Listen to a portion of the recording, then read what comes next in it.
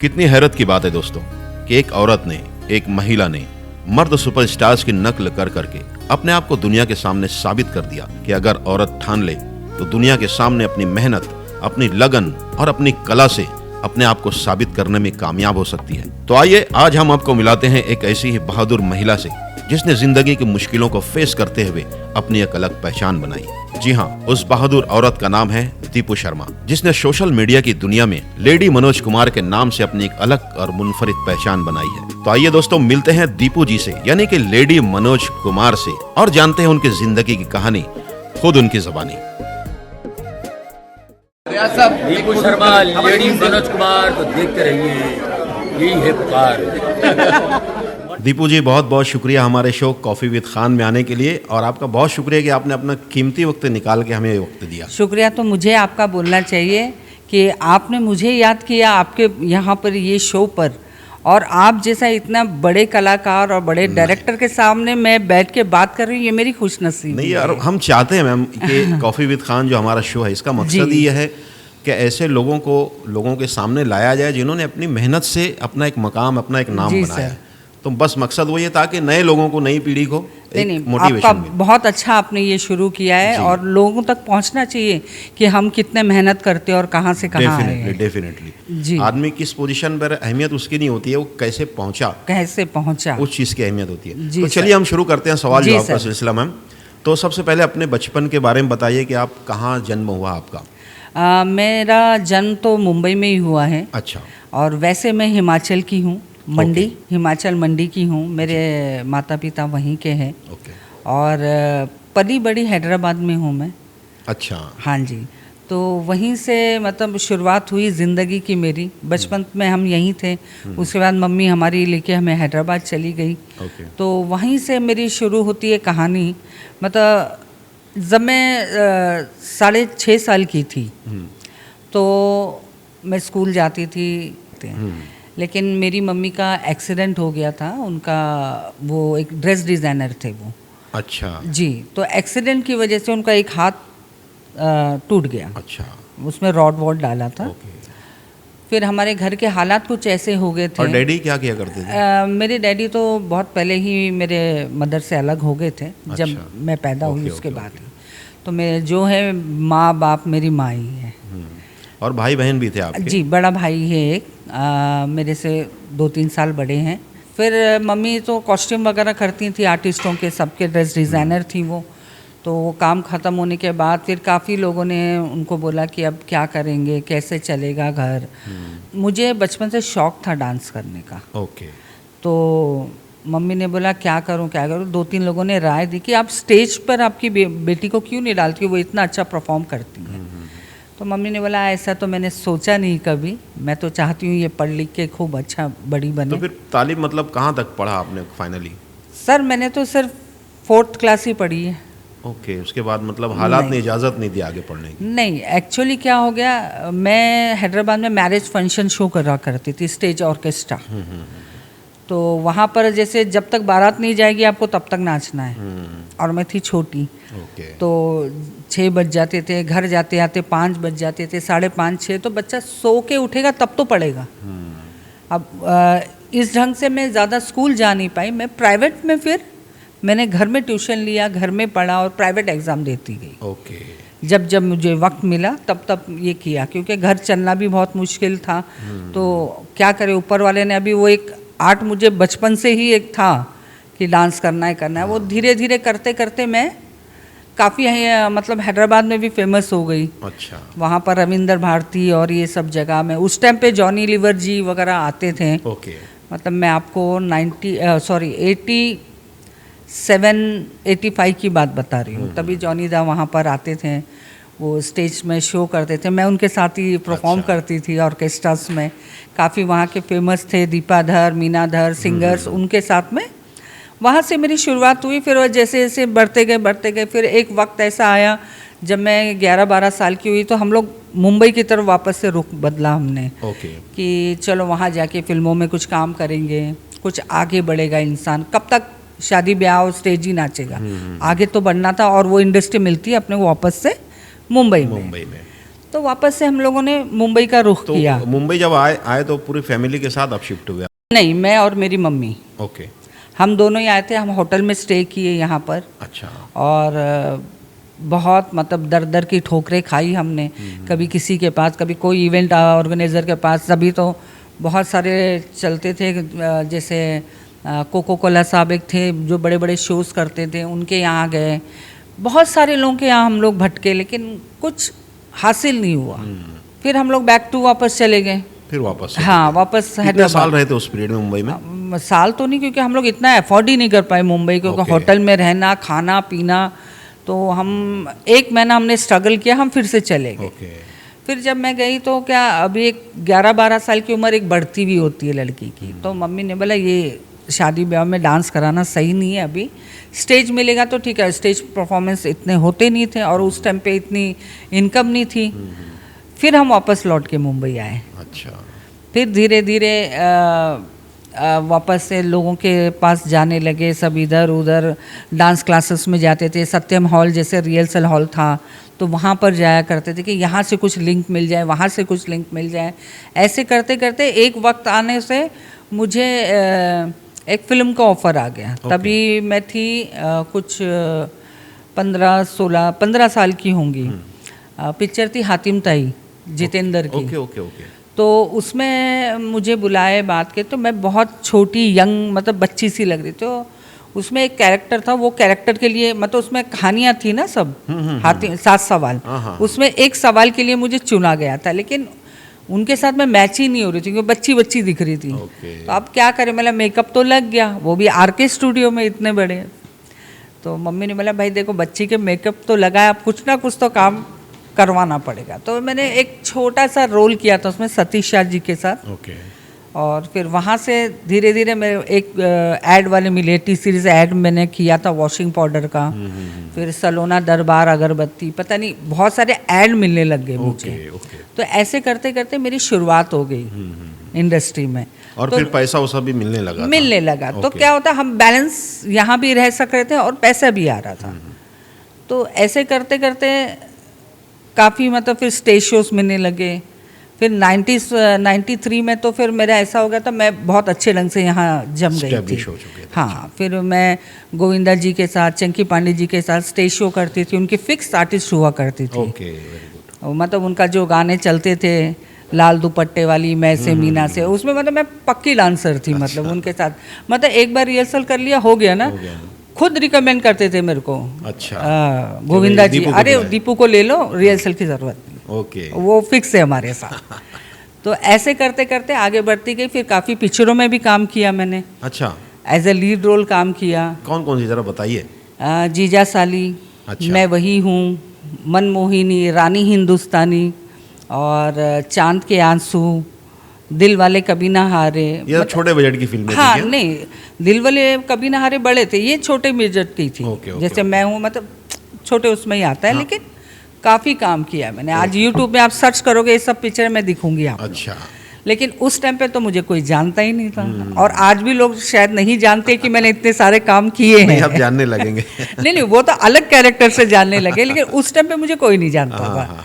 तो जैसे तैसे मतलब मैं स्टेज आर्टिस्ट बन गई, हम लोग स्टेबल हो गए, बस चलता गया, कारवां सिलसिला चलता गया। तो फिर दीपू जी, जैसे बचपन, जैसे आप बता रहे हैं कि मुझे तो नहीं लगता कि बचपन में आपको कुछ खेलने का या शरारतें करने का मौका मिला होगा। बिल्कुल नहीं, और मैं शरारती थी भी नहीं। मैं अच्छा। बहुत आज्ञाकारी, पूजा पाठ में मंदिर जाना आना, मतलब मैं बहुत संस्कारी थी।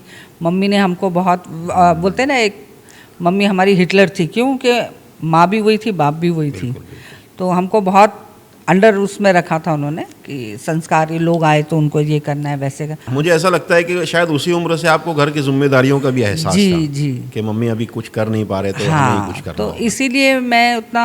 और मतलब भाई क्या किया करते थे आपके? भाई मेरे स्टडी करते थे, और फिर वो इंजीनियरिंग मैकेनिक वगैरह में सीखने उनको भेजा दिया था, तो वो करते रहते थे। तो अभी क्या करते हैं वो? अभी तो वो फिलहाल हिमाचल में है। अच्छा। रियल स्टेट का वहाँ पर काम करते हैं। तो दीपू मैम, एक बात बताइए कि जैसे हर बच्चा एक बचपन में कुछ ना कुछ सपना ज़रूर देखता है कि मैं बड़ा होकर ये बनूंगा, पायलट बनूंगा, डॉक्टर बनूंगा, फलाना बनूंगा। तो आपका कोई सपना था कि मैं बड़े होकर मैं ये बनूंगी? बचपन में आप कभी सोचा करते थे? जी हाँ, ज़रूर सोचा करती थी। मुझे डॉक्टर बनने का बहुत शौक था। अच्छा। डॉक्टर बनने का इतना शौक था कि घर जब वक्त मिलता था छोटा मोटा खेलते थे तो डॉक्टर ही बनती थी मैं। ओके। मतलब एक सपना था कि मैं बड़ी होकर डॉक्टर बनूंगी, मैं वाइट कोट पहनूंगी, ऐसे गले में लगाऊंगी, ऐसा एक इंसान बच्चा सोचता है ना, तो मुझे बस वही बनने का ज़्यादा शौक और था। बच्चों के साथ वैसे डॉक्टर बन के जी खेला जी करते जी जी हाँ, लेकिन डॉक्टर की जगह डी से डांसर आ गया। डांसर हो गया, खैर फर्क जी। नहीं है ज़्यादा। जी जी जी तो जैसे जो भी हालात थे मैम, जैसे शुरुआत में मम्मी के साथ आप रह रहे हो, भाई जी। और दोनों को मम्मी संभाल रही हैं, फिर आप भी मेहनत कर रहे हो, जी। तो उस दौरान में डैडी की तरफ से कोई सपोर्ट, कोई मदद, नहीं जी, नहीं, बिल्कुल नहीं। कोई ध्यान भी नहीं दिया जी, उन्होंने? नहीं, और बिल्कुल भी नहीं। आज तक नहीं देते? नहीं, आज तक नहीं। So sad. जैसे आप स्टेज पे डांस वगैरह भी किया करती थी, जी। मम्मी की तरफ से पूरी सपोर्ट था आपको? हाँ हाँ, उनकी तरफ से तो फिर सपोर्ट था। मुंबई आने के बाद आप फिल्मों में ये वो सब करने लगी, जी, तो जी, फिर ये जी। अचानक से इंस्टाग्राम पे आकर मेल आर्टिस्ट को फॉलो करने का ये जुनून कहाँ से सवार हुआ? ये कैसे क्या शौक पैदा हो गया था? सर ये जुनून नहीं था, ये मेरा शौक था बचपन से। ओके। जब मैं मतलब स्टेज आर्टिस्ट बन चुकी थी, जब मैं 93 में फिल्मों में भी काम, मैं तभी भी ये करती थी, अच्छा। लेकिन घर में हम्म। ऐसे अकेले मनोज कुमार जी का स्टाइल मार लिया, काका बन गए, मतलब ये सब मुझे शौक था। अच्छा मुझे लगता है। शौक है कि मैं लोगों को देखूं और उनको कैप्चर करूं ओके ओके। और उनकी एक्टिंग करूं। एक इंसान का शौक होता है ना, वैसा। तो ये मुझे बचपन से शौक था, लेकिन कभी सोचा नहीं था कि ये आगे चल के ऐसा हो जाएगा। ओके। और ये अभी भी जो मैं ये इंस्टा, ये यूट्यूब में जो आई हूँ ना सर, ये पर्पसली किया हुआ नहीं है।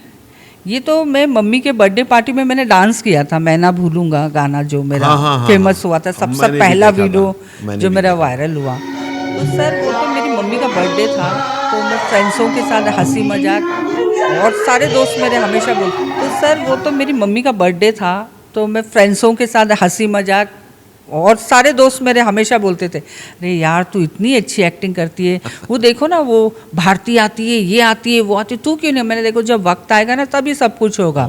मैंने बाकी मेरे लिए इतना इंडस्ट्री में घूमी हूँ ना, मेरा कुछ नहीं हासिल होगा, मैं नहीं जाऊँगी, क्योंकि हमने बहुत मेहनत की है, हमें पता है कि कब कहाँ क्या होना चाहिए। तो बस बातें करते थे, डांस किया, मस्ती किया मम्मी के उसमें। अचानक वो वीडियो वाया वो पता नहीं कहाँ वायरल हो गया, किसके ज़रिए से वो हुआ, क्या हुआ, हाँ। गॉड नोस, मालिक उनको अच्छा रखे, जिसने भी वायरल जिसने भी वायरल किया है। काफ़ी लोगों को तो ऐसा लगता है कि मैंने खुद से किया है, लेकिन आई स्वेयर इन गॉड मैंने नहीं किया।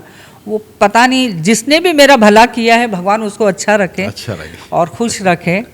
और मेरे साथ जो मेरी फ्रेंड साथ में जो सुनीता है, वो जो डांस कर रही थी, वो उस वीडियो में बोल भी रही है, सुनो ये वीडियो वायरल हो जाएगा, तुम लोग ज़्यादा हंसो मत, सब अच्छा। दोस्तों को बोल अच्छा। रही थी। क्या पता उसकी वाणी क्या निकली, और वाकई वो वायरल हो गया। फिर उसके बाद मैंने सरगम के साथ वीडियोस बनाए, फिर मैंने आसमा के साथ बनाया, फिर यास्मीन शेख आप जानते होंगे, बहुत सारी पिक्चरों में उन्होंने काम ओके, किया ओके, है। ओके। हत्या और गोविंदा, रेखा जी के साथ काफ़ी उन्होंने, यास्मीन खान उस वक्त उनका नाम हुआ करता ओके, था, ओके। अब तो शेख हो गई है वो। ओके। तो ऐसे कर करके मैंने बहुत सारे कलाकारों के साथ वीडियो बनाए लेकिन उसके बाद मेरी एक फ्रेंड है ज़ेबा काजी। ज़ेबा जी, अच्छा अच्छा अच्छा। ज़ेबा जी का क्या हुआ, मैंने उनको कॉल किया, मैंने यार ज़ेबू, काजी साहब, मैं उनको ऐसे, अस्सलाम वालेकुम काजी साहब, अरे अस्सलाम, क्या कर रही हो? बोले बैठे, मैं मिलना है, आ जाओ। मैंने सुन एक गाना बनाते तुम और मैं। नहीं मैं तो सिंगर हूँ। मैंने तो क्या हुआ, सिंगर हो तो तुम इतना बढ़िया एक्टिंग भी तो करती हो, छोटी की चाची, मैंने सब देखा हुआ है। तो बोलते हाँ वो ठीक है, लेकिन डांस यार। मैं आती हूँ ना, मैं सिखाऊंगी, मैं कर कैसे कैसे मैंने ज़ेबा को मनवाया। फिर हमारा ज़ेबा के साथ फिर जो गाने मेरे चले काफ़ी अच्छे रहा, बहुत अच्छे। बारिश वाला गाना तो सुपर हिट हो गया हमारा। और इसके बाद फिर ज़ेबा ने फिर देखा तो उसको लगा, अरे वाह मज़ा आ गया। एक आपको किस्सा सुनाती हूँ ज़ेबा। और उसके बाद फिर ज़ेबा ने फिर देखा तो उसको लगा, अरे वाह मज़ा आ गया। एक आपको किस्सा सुनाती हूँ ज़ेबा का।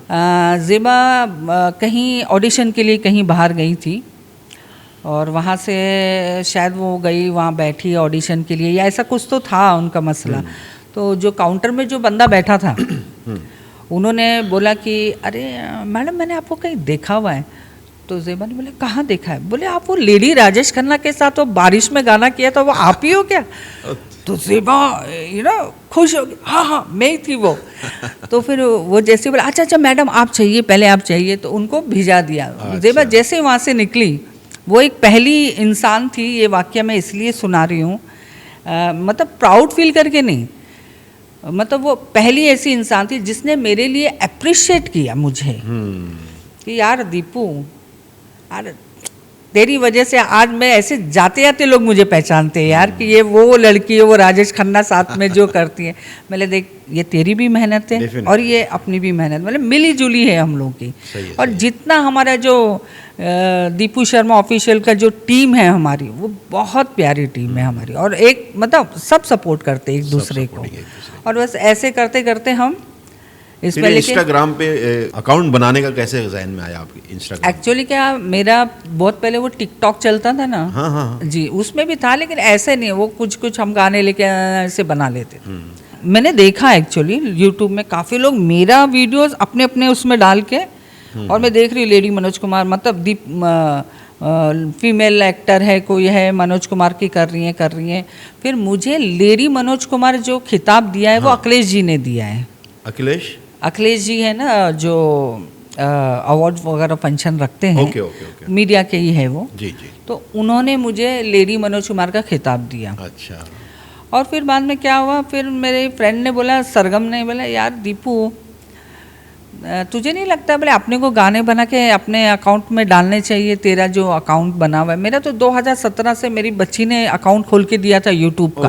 पहले मैं यूट्यूब पे आ रही हूँ।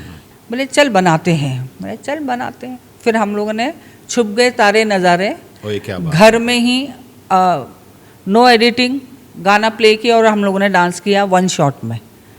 मेरे गाने में एडिटिंग होती नहीं थी पहले, और गाना हम मिक्सिंग भी नहीं करते थे, जो आवाज़ आ रही है जा रही है बर्तनों की, इसकी उसकी, घर में जो भी होता था बजने दो। और हम उसी में चल सन्यासी भी बना रहे हैं, न गोपाल कृष्ण का वो गाना भी बना, मतलब सब ऐसे ही, मतलब हम लोग नो लाइट्स वगैरह, बस जैसे घर में लाइट होती है नेचुरल है बस कर लो ऐसे, क्योंकि उतना हमको नॉलेज नहीं था।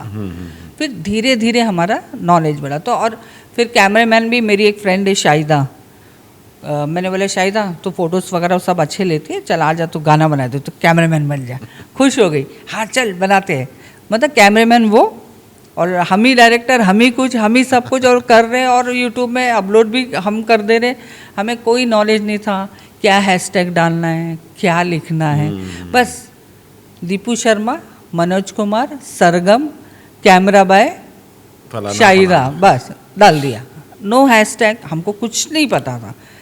फिर भी मालिक ने वो वीडियो सारे वायरल करते गए। अच्छा। हाँ, अपने आप होते गया। उसके बाद फिर इंस्टाग्राम में हम आए। फिर इंस्टा पे जैसे ही मैंने शुरुआत की, जो मेरे पुराने, जो मैंने 400 जो वीडियो बनाए थे यूट्यूब के लिए, सर एक्चुअली क्या है, 1-2 गाने से वायरल नहीं होता इंसान। मैंने 400-500 गाने बनाए, और कड़ी धूप में खड़े रह के, और एक तो इतना हैवी वेट है लेके। एक्चुअली हैवी वेट भी मेरा इस वजह से होगा क्योंकि मेरा लेफ्ट पाँव का नी है ना, क्रैक है, इंजर है। फिर भी मैं डांस करती हूँ, मैं चलती हूँ। कैसे इंजर हुआ था? ये हो गया था गोविंदा जी के साथ शो करते हुए। अच्छा। उनके हाथ से ऐसे स्लिप हो गई थी मैं, और मैंने नी कैप नहीं पहना था, तो जो अपना फ्लोर था जो स्टेज, वहाँ पर जाके थटाप पल के मेरे पाँव में लग गया। तब तो मुझे गरम खून था, और ऐसा अच्छा ठीक है हो जाएगा, मूव वूव लगा लिया, अपना बाम लगा लिया।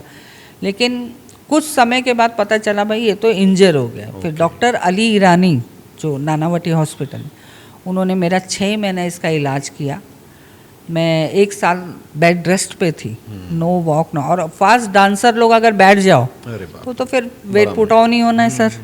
फिर उसके बाद धीरे धीरे फिर थायराइड प्रॉब्लम आ गया मुझे, तो वो बढ़ता गया चीज़ें। फिर भी हमने बहुत मेहनत की है मैंने यहाँ तक पहुँचने के लिए सर, कि धूपों में गार्डनों में लोगों की हिड़कियाँ भी सुनी, अरे क्या है साउंड बंद करो जाओ यहाँ से, सब सुना हमने। लेकिन कुछ समय बाद जैसे अब मैं जाती हूँ तो लोग गार्डन वाले क्या कोई सब मुझे जानते हैं, परमिशन भी परमिशन, अरे मैडम आइए आइए करिए ना शूट, बड़े दिनों वो लोग भी खड़े होकर लोग देखते हैं, कोई बात नहीं, बोले आ जाओ सब लोग देखो। तो ऐसे करते करते फिर मैंने वो जो मेरे ऑलरेडी वीडियोस थे वो मैंने इंस्टा पे ट्रांसफर मारे फिर। तो ऐसे करते करते फिर मेरे इंस्टा पे भी फॉलोअर्स बढ़ गए और माशाल्लाह आज कितने फॉलोअर्स हैं टोटल अपने? टोटल दोनों जगह मिला के मेरे 8 लाख होंगे। तो अभी उससे कुछ इनकम भी होने लगी, अर्निंग वगैरह? यही तो बात है सर, लोगों को लगता है बहुत कमा रहे हैं इसीलिए लोग धमनाधन काम कर रहे हैं। तो मैं पहली बात तो ऑडियंस से ये भी बोलना चाहती हूँ कि ये जो मैं सब करती हूँ मेरे उसके पीछे एक ही लालच है कि मुझे शो मिले, मुझे स्टेज परफॉर्म मिले, क्योंकि कॉपीराइट गाने की वजह से हमारा रेवेन्यू नहीं बनता है। ये सबसे बड़ा प्रॉब्लम जी। मैं कितने भी मिलियन में चली जाऊं या कितने 8-8 मिलियन मेरे गाने होते हैं, कितने कितने करोड़, कोई फायदा नहीं होता, कोई फायदा नहीं होता। बट ऑल ऑफ वर्ल्ड मुझे जानता है, ये मुझे पता चलता है और कहाँ कितने लोग मुझे मेरे फ़ैन है। मैं कहीं भी जाती हूँ, आज की तारीख में मैं मार्केट भी जाती हूँ, 100 में से कम 10 लोग तो आते हैं मेरे पास, आते हैं, फ़ोटो भी खिंचाते, खुश भी होते, ज़्यादा तो लेडीज़ लोग बहुत खुश होती हैं।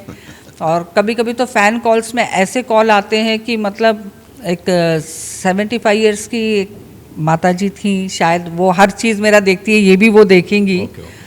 तो उनका फ़ोन आया था, मेरा मैनेजर ने फ़ोन उठाया, बोले मैडम, मैं बोले बेटा मुझे एक बार दीपू शर्मा से बात करनी। तो बोला नहीं मैडम, ये फ़ैन कॉल का नंबर मतलब सिर्फ ये शो के लिए अपडेट किया गया है, यहाँ हम लोग सिर्फ शो के लिए अटेंड करते हैं, फ़ैन कॉल्स के लिए मैडम का नंबर नहीं है। नहीं, लेकिन मैं ना 75 साल की हूँ और मुझे वो बहुत अच्छी लगती है, वो हमारे ज़माने के गाने करती हैं ऐसा वैसा। तो मेरा जो देव जी है उन्होंने बोला कि मैडम आप एक बार वो मैडम से बात करो, डेली उनका कॉल आता है।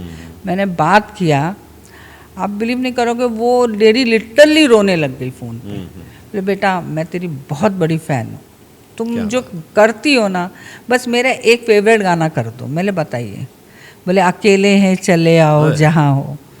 मैंने मैडम कल शाम का पोस्ट देखना आपको मिलेगा यूट्यूब में। So sweet, yeah. मैं गई, भरे 2:30 बजे की धूप में मैंने गाना किया क्योंकि मेरे को शाम को पोस्ट करना था। और वो गाना मैंने करके पोस्ट मारा, वो कॉल बैक करा कि आप देख लीजिए। क्या बात। तो उन्होंने इतनी दुआएं दी और इतनी दुआएं देते हैं लोग ना, मुझे ऐसा लगता है यही मेरा रेवेन्यू है। बेशक बेशक, इससे बढ़कर रेवेन्यू और हो ही क्या सकता है दुनिया में। कलाकार को क्या चाहिए सर, तारीफ का भी मोहताज होता है। बेशक बेशक। और ठीक है, पैसा ज़िंदगी में ज़रूरी है, बहुत ज़रूरी है, लेकिन इज़्ज़त प्यार उससे ज़्यादा कहीं ज़्यादा, उससे ज़्यादा नहीं है। लेकिन आज लोगों को लगता है कि हम लोग इतना सब काम करते तो अरे ये तो करोड़ों कमा रहे हैं, लाखों कमा रहे हैं। ऐसी बात नहीं है, हम लोगों की प्यार कमा रहे हैं, उनका आशीर्वाद कमा रहे हैं। तो शादी आपकी कब हुई थी? हाँ, मेरी शादी तो हुई थी और फिर डाइवोर्स भी हो गया बहुत साल पहले। कब की बात है? मेरा डाइवोर्स हो गया 2017 में ही हो गया। अच्छा। लेकिन उससे पहले ही हम लोग साथ में नहीं रहते थे, लेकिन डाइवोर्स नहीं हो रहा था। तो वजह क्या थी, मतलब शादी हो के फिर नहीं रहने की वजह? बस हम लोग का जमा नहीं कुछ लाइफ में। जी, मिजाज नहीं मिल रहा था। और बहुत सारे बोलते ना, 2 लोगों के 2 दिमाग होते हैं, कभी कभी नहीं मिलता है दिमाग। कोई बात नहीं, मेरा कोई नहीं, लेकिन मेरी एक बेटी है, वो मेरे साथ में ही रहती है। आप ही के साथ? जी। तो बस मैं खुश हूँ, मेरी बेटी, मेरी माँ और हम लोग परिवार यहाँ है, और भाई का परिवार हिमाचल में है। तो हम सब वेल सेटल है परिवार के हिसाब से यार। मतलब मम्मी की जैसी कहानी आपकी भी हो गई। जी जी जी, हाँ, बस वही समझ लीजिए।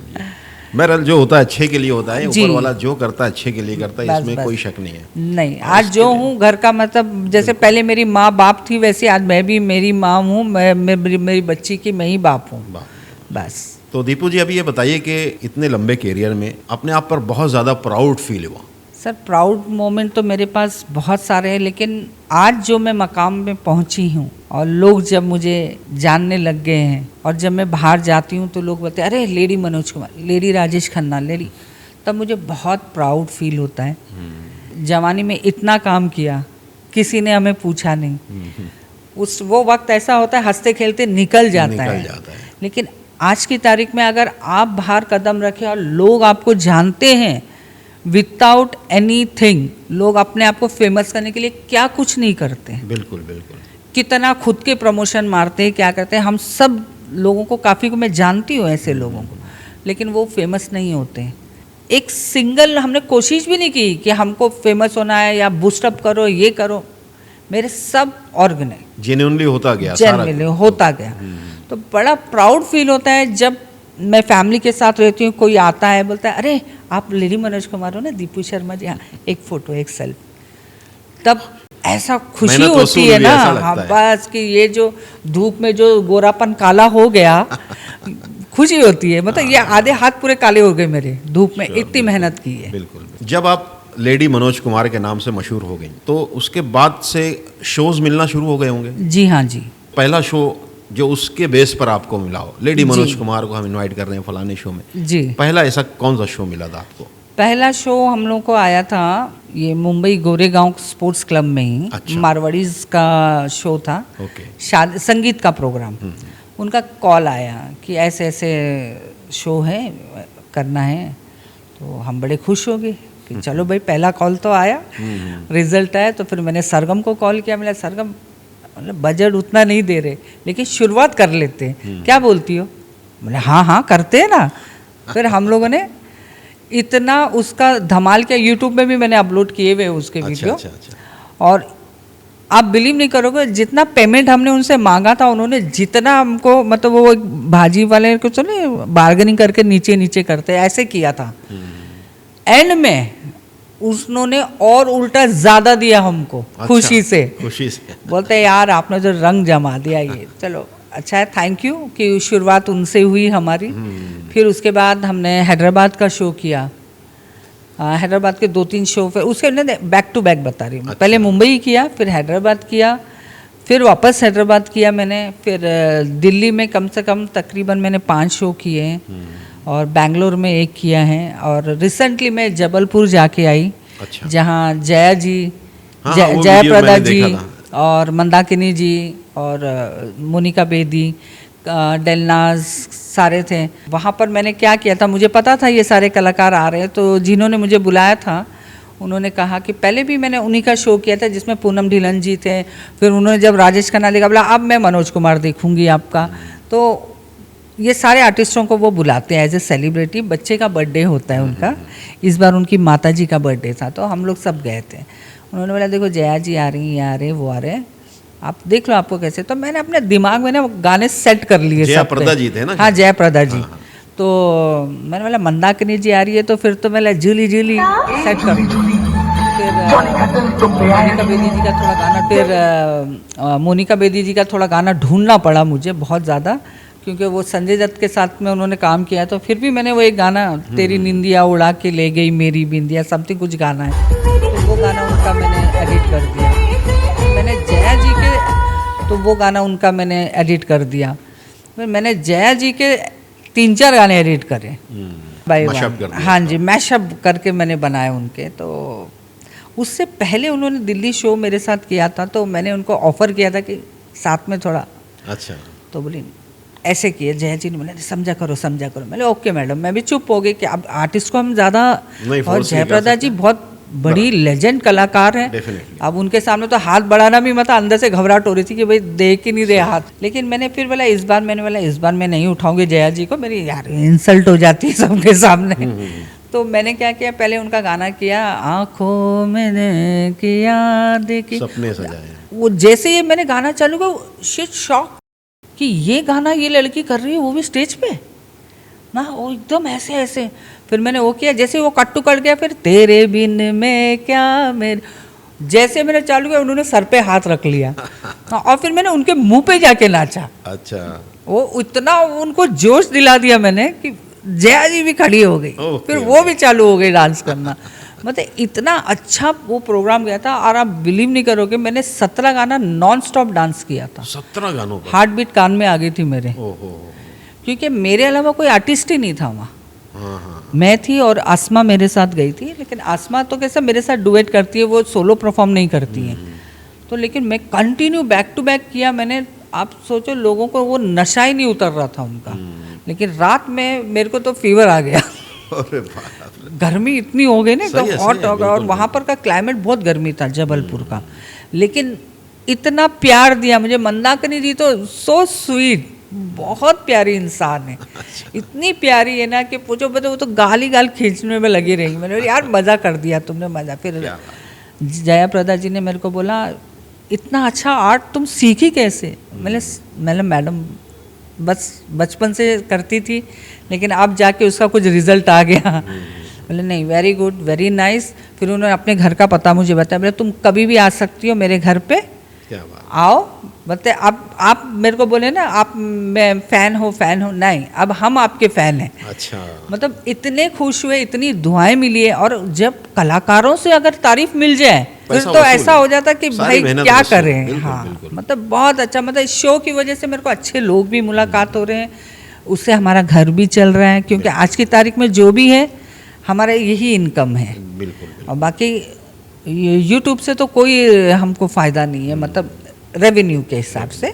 बाकी लोगों को एंटरटेन कर रही हूँ, जो अफोर्ड कर सकते वो लोग मुझे बुला रहे हैं, और जो नहीं कर सकते मैं उनके लिए वीडियो डालती रहती हूँ। तो आप कुछ ऐसा कीजिए ना, ऐसी कॉमेडी मिमिक्री बनाइए, छोटे छोटे वीडियोस जी। जिसमें कभी आप मनोज कुमार बन जाइए, कभी देवानंद बन जाइए, उनकी एक्टिंग कीजिए, डायलॉग्स बोलिए। अभी फिर, ये आर्टिस्ट तो है। डायरेक्टर वाला दिमाग आपके पास है ना, मेरे पास थोड़ी है। तो इसलिए मैं बोल रहा हूँ, कोई भी एक फिल्म का हिट जी। सीन उठा लीजिए, और उसमें मैं उसमें आप करती राजेश हूँ। खन्ना बन जाइए, वो किसी को मुमताज बना दीजिए, वो जी जी डायलॉग जी, को पैरोडी मुमताज करके। जी के सामने भी मैंने डांस किया। अच्छा। मुमताज जी ने आपका नाम ले लिया तो आए। मुमताज जी के सामने उनका छुप गए तारे नज़ारे, हाँ, वो हबीबा रहमान जी जो कोरियोग्राफर हैं, जी, जी। उनकी पोती का जन्मदिन पे आई थी, तो मुमताज जी के सामने भी मैंने परफॉर्म किया। उन्होंने भी बहुत सराहा, मुझे बहुत प्यार किया। फिर लिफ्ट में उतरते उतरते हबीबा जी ने बताया, भाई ये मनोज कुमार भी करती है, मेन तो मनोज कुमार है। तो बोले अच्छा दिखाओ, तो मैंने लिफ्ट में ही खड़े करा, अब इतनी बड़ी कलाकार मैं वहीं चालू हो गई लिफ्ट में। ओहो। तो वो खुश हो गई, मैंने उनका भी आशीर्वाद लिया हुआ है। क्या बात बहुत सारे अच्छे अच्छे कलाकारों बहुत का अच्छी, बस। बहुत अच्छी, very good। और साथ में आपका भी इतना सारी दुआएं हैं, प्यार है। बिल्कुल, और बिल्कुल। सच में मुझे बहुत अच्छा लग रहा है कि आपने मुझे इस काबिल समझा कि मैं आपके शो पे आ नहीं, पाऊँ। मकसद यही था मैम, ये मतलब इसलिए नहीं कि आपकी लोग तारीफ करें, आप कैसे पहुंचे, और अभी भी स्ट्रगल जारी है। जारी है सर, जिंदगी का सफर कभी खत्म नहीं होता है, वो मुसलसल चलते रहना जी, पड़ता जी, है। चलते रहना फिर एक पड़ता वक्त है। आता है कि जब हमको लगता है कि हाँ आप मंजिल पे पहुंच जी, गए। 6 साल का जो चक्का चल रहा है आज तक चल रही है। लेकिन एक वक्त आएगा जब मंजिल पे पहुंच जाओगे आप, चलो। अब फिर उसके बाद आप ये कोशिश करोगे उस पर कायम रहूं, मंजिल कायम पे रहूं। मौजूद जी, रहूं, हट जी, ना जी। पाऊं वहां से। दीपू जी, इतने लंबे करियर में कोई ऐसा दिन, कोई ऐसा पल जो सबसे मुश्किल था आपकी जिंदगी का? मुश्किल पल तो ऐसा था कि जवानी में, बचपन में तो कुछ इंसान को ध्यान नहीं रहता है कि कैसा मुश्किल वक्त है, क्या है, खेल कूद में निकल जाता है, जवानी में जोश में निकल जाता है कि कर लेंगे। मुश्किल वक्त तो मेरा अभी चल रहा है। अच्छा जी। लोगों को लगता होगा कि अरे लेडी मनोज कुमार इतनी फेमस, इतना लोग जानते हैं, उनको व्यूवर्स जानते हैं, लेकिन मुश्किल वक्त मेरा अभी चल रहा है, क्योंकि मैंने बीच में इतने धोखे खाए हैं बिजनेस में, ओके ओके। तो पूरी चीज़ें ज़ीरो हो गई है। तो मुश्किल वक्त मेरा यही है सर। तो मैं चाहती हूँ मेरे ऑडियंस, आप जैसे सब लोग मेरा साथ दें कि मैं और भी मतलब काम करूँ, और ऐसा काम करूँ कि मैं जिससे मुझे अर्न हो और मुझे अपने परिवार के लिए वापस से उसी ढंग से स्टैंड होना। आज भी भगवान की कृपा है, ऊपर वाले मालिक की, कि चल रहे हैं, अच्छे चल रहे हैं, लेकिन जो बेस्ट था मेरा, जो मैं चलती थी, उसमें थोड़ा बहुत सारी चीज़ें कट होती होगी। तो क्या ऐसा क्या हुआ था जिंदगी में जो आपको धोखा मिला, आपने जैसे भी बताया था? सर एक्चुअली क्या हो गया, मैंने कहीं पर पार्टनरशिप में काम किया था, ओके। वो लोगों ने मुझे करोड़ों में डुबा दिया, मतलब मेरा घर बिक गया उसके चक्कर में। आज मैं रेंट पे रहती हूँ। अच्छा। तो वो बेच के लोग, घर बिक गया और लोगों के कर्जे चुकाए मैंने, और ऐसा हो गया कि बाद में कभी ये घर में शिफ्ट हो रहे, कभी वो घर में। इस चीज़ से मुक्ति चाहिए। तो बाद में उधर से कोई रिटर्न, कुछ भी नहीं, वो सीधा हाथ उठा दिए। बहुत सारी कोशिशें कर रही हूँ, अभी भी मैं पीछे लगी हूँ, क्योंकि जहाँ से अपनी उम्मीद होती है ना कि यहाँ से आना है, मैं कोशिश में लगी रहती हूँ, और मैं लगी हूँ। और आपकी दुआ होगी और मेरे सारे व्यूवर्स लोगों की दुआ होगी, ऑडियंस की, तो शायद कामयाब हो जाऊँगी। इंशाल्लाह। और बस थोड़ा अगर आपने किसी के साथ बुरा नहीं किया है तो नहीं। आपका भी कभी बुरा नहीं होगा, बस देर से सही लेकिन उसका नतीजा अच्छा निकलेगा। बस यही ये ऊपर दुआ वाले से चाहिए। उम्मीद रखनी चाहिए हर मैं एक ऊपर वाले से ही उम्मीद रखती हूँ सर, और तो कोई है नहीं मेरे ऊपर। Definitely. ऊपर वाला ही ऊपर है। बाकी आप अपना जितने ऑडियंस है मेरे, जितने लोग हैं, सबकी मोहब्बत और प्यार है, और मेरी माँ का आशीर्वाद। तो दीपू जी, क्या आपको लगता है कि जो फील्ड में भी आप जो कर रहे हो, जी। है ना, तो इसमें करियर आगे है, अच्छा कुछ हो सकता है, या इसके अलावा भी आप कुछ सोचते हो करने के लिए? नहीं, ये तो कैसा है सर, ये जब तक है जहाँ जाने जहाँ मैं नाचूंगी, तो जब तक जान रहेगी बदन में और गाने होंगे हमारे, तब तक मैं करती रहूँगी। लेकिन हाँ, ये कैरियर नहीं है, ये बस ऐसा अब ये हो गया कि मुझे लोगों को खुश करने का और उनको एंटरटेन करने की आदत हो गई है। लेकिन इसमें मेरी क्या कहते हैं, मंजिल नहीं है, मतलब एक एम नहीं है ये? एम नहीं है। Okay okay. तो मैं कोशिश करूँगी कि ये तो जो चल रहा है वो तो चल ही रहा है, लेकिन मैं कोशिश करना चाहती हूँ अभी, मतलब जो मैं करना चाहती हूँ, अब मेरा मकसद ये है कि मैं थोड़ा और अच्छे से कुछ काम करूँ। जैसे मेरी ख्वाहिश है कि मैं बिग बॉस में जाऊँ, लेकिन वहाँ तक पता नहीं कब पहुँचेंगे, क्योंकि वहाँ पहुँचने के लिए तो बोलते और बहुत कुछ करना पड़ेगा, तो पता नहीं वो कर पाएंगे कि नहीं कर पाएंगे। लेकिन हाँ, कोशिश ज़रूर करेंगे कि हमें वहाँ तक बुलाए। नहीं बुलाएंगे तो भी कोई बात नहीं, यहीं से भाईजान को कोशिश सलाम, करते रहना है, कोशिश करना है हमें, क्योंकि कला एक ऐसी चीज़ है, बहती नदी है, वो कहीं भी रुकती नहीं है। बेशक। इसके अलावा मैं ये करना चाहूँगी, जैसे सीरियल वगैरह में, कोई मूवीज़ में, कोई भी कैरेक्टर, ज़रूरी नहीं है कि मैं सिर्फ मनोज साहब और यही सब, मैं एक्टिंग कर सकती हूँ, मैं एक्टर थी। बिल्कुल बिल्कुल। हाँ, थोड़ा जो अभी नए नए मुझे लेंगे, थोड़ा उनको तकलीफ होगी कि अंदर वापस आर्टिस्ट को बाहर निकालने के लिए, लेकिन मैं चाहती हूँ कि मैं सीरियल अच्छे रोल भी प्ले कोई करें, रोल मतलब। मिले मुझे, एक्टिंग करूँ मैं, जिसमें मुझे अर्न भी हो, जिसमें मेरा काम भी हो। Okay okay. जी। तो दीपू जी, जैसे इतने लंबे करियर में, जब कि आगे आप एक फीमेल हो, एक औरत, तो कभी ऐसे लोग भी मिले होंगे जो इस फील्ड में काफ़ी हैं ऐसे? बहुत है सर। तो कोई ऐसा सिचुएशन बताइए, कभी ऐसा हुआ था आपके साथ कि उसका बहुत नाजायज फायदा उठाने की कोशिश की हो किसी ने? सर बहुत सारी ऐसी यादें हैं पुरानी, अगर वो सब नहीं होता तो शायद मैं भी कहीं और होती, बहुत अच्छी कलाकार बन सकती थी। लेकिन शुरू में मुझे कोई डर नहीं है, खौफ नहीं है, लेकिन इंडस्ट्री में क्या पहले कॉम्प्रोमाइज़ बड़ा चलता था। आज भी है शायद। आज भी है। लड़कियों के लिए हर चीज़ मुश्किल है अगर देखा जाए तो, क्योंकि जिनके पास टैलेंट होता है ना सर, उनको जल्दी ब्रेक नहीं मिलता और जल्दी सही लोग नहीं मिलते। तो आज भी तकलीफ़ में, और जब उस टाइम पे जब मैं करती थी, मेरी मम्मी मेरे को ले लेके घूमते थे इंडस्ट्री में, जब बहुत सारे ऐसे प्रोड्यूसर हैं जो अब इस दुनिया में नहीं हैं, और ऐसे लोगों को रहना भी नहीं चाहिए, मुझे ऐसे लगता है। क्योंकि उस टाइम पे बहुत सारी पिक्चरें ऐसे बनने वाली थी डांस नृत्य पे, तो किसी ने हमें, बहुत बड़े प्रोड्यूसर डायरेक्टर है, अभी तो उनका वो है भी नहीं इस दुनिया में, नाम लेना भी सही नहीं है, उनके यहाँ हम गए, बैठे, डिनर पे गए थे हम लोग, डिनर पे बैठे, ये काम है, ये है, वो है, साइनिंग अमाउंट 21,000 साइनिंग अमाउंट दे देते, फ़िलहाल बाद में देखेंगे। जब मैं 13 साल की थी, उनको चाहिए था हीरोइन का बचपन का रोल, लेकिन डांसर लड़की। तो सब बात हो गया, ये हो गया। बाद में मेरी माताजी को बोलते हैं, मम्मी को, कि अरे आप ज़रा बाहर घूम के आइए ना, हम थोड़ा बात करके थोड़ा स्किन टेस्ट ले लेते। मम्मी ने, बच्ची से क्या बात करोगे, my mother is very danger, बच्ची से क्या बात करोगे, मुझसे बात करो ना, उसको तो बात करना भी नहीं आता है, वो बच्ची क्या बात करेगी आपसे। तो बोलते नहीं, अरे बच्ची कभी तो बड़ी होगी। अच्छा। हाँ, कभी तो बड़ी होगी, बच्ची तो बड़ी होगी। ऐसे लोगों के जो अल्फाज थे ना, वो आज भी कानों में गूंजते हैं मेरे। मेरी बेटी बोलती है, मम्मा, शुरू में, मतलब आज से 2-3 साल पहले, कि मुझे मॉडल बनना है। मैं बोलूँ, बेटा स्टे अवे, तुझे एक्टर बनना है, सीरियल, टीवी, इसमें सब डेली सोप वगैरह जो आते हैं उसमें करना है, बोल, मैं साथ में खड़ी हूँ। मैंने बोला, बेटा अकेले में जाके कुछ नहीं करना है, क्योंकि हम ये इंडस्ट्री से गुजर चुके हैं। इससे अच्छा आप नौकरी कर लो छोटी मोटी, इज्जत ऐसी चीज़ है ना, एक बार जाती है दोबारा नहीं आती। तो मैंने बोला बेटा आज अगर हम इस मकाम पे हैं, मैं भी चाहती हूँ मैं भी बहुत सारे नाम कमा सकती थी। मैं बड़े बड़े एक्टरों के साथ काम किया। मैं 93 में 64 स्टार्स के साथ मैंने क्रूज़ में मैंने काम किया है। विनोद खन्ना जी से लेकर कुमार गौरव से लेकर मतलब शाहरुख जी से लेकर सबके साथ।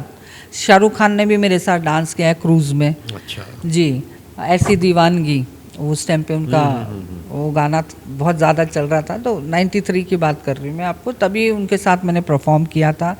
तब शाहरुख खान जी मतलब एक नए नए स्टार थे। और मैंने उनके साथ डांस किया। उस टाइम पे मोबाइल नहीं हुआ करते जो हमने सेल्फी ले लिए कर लिए। उस टाइम पे तो कुछ हुआ ही नहीं करता था, एक बस फ़ोटो कैमरा होता था। वो फ़ोटो कैमरा लेने की उस टाइम पे उतनी औकात नहीं थी हमारी कि भाई एक ले लो। तो मैंने इतने कलाकारों के साथ काम किया है, हर एक के साथ काम किया है। लेकिन मुझे ऐसा लगता है कि अगर औरत या लड़की ज़ात को इसमें इंडस्ट्री में जाना है, या तो उसका बैकअप मजबूत होना चाहिए या फिर उसके माँ बाप इंडस्ट्री वाले होना चाहिए।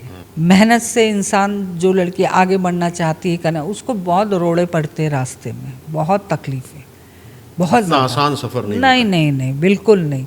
आप वहाँ तक पहुँचने के लिए ना बहुत स्पीड ब्रेकर्स हैं।